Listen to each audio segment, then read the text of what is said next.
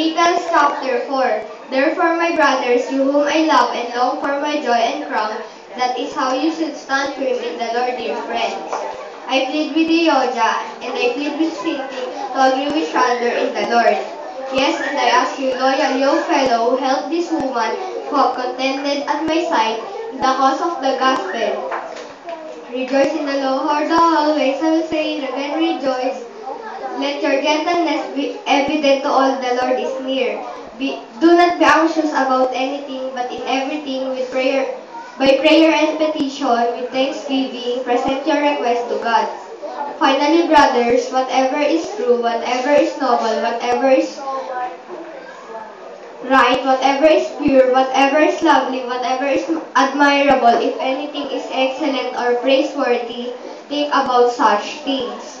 Whatever you have learned or received from me, or heard from me, or seen in me, put it into practice, and the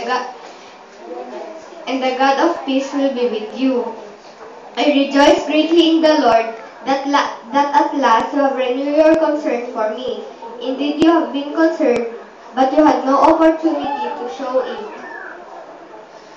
I am not saying this because I am in need, for I have learned to be content whatever the circumstances.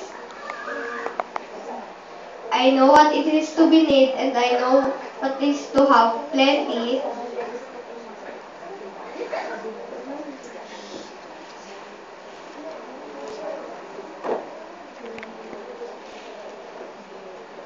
For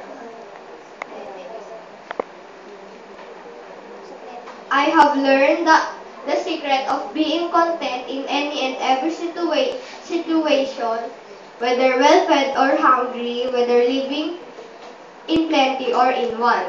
I can do everything through Him who gives me strength. Yes, it was good for you to share in my troubles. Moreover, as you Philippians know, in the early days of your acquaintance in the gospel, when I set out from Macedonia, not one church shared with me in the matter of giving and receiving, except you only. For even when I was in Thessalonica, you sent me aid again and again when I was in need. Not that I am looking for a gift, but I am looking for what may be credited to your account. I have received full payment, and even more, I am amply supplied.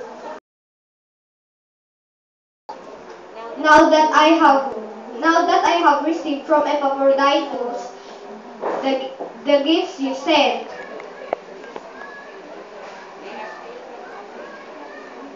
They are a fragrant offering, an acceptable sacrifice pleasing to God.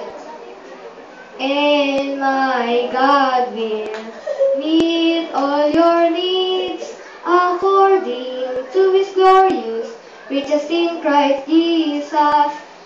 To God our Father be glory forever and ever. Amen. Greet all the saints in Christ Jesus. Brothers who are with me send greetings. All the saints send you greetings, especially those who belong to Caesar's household.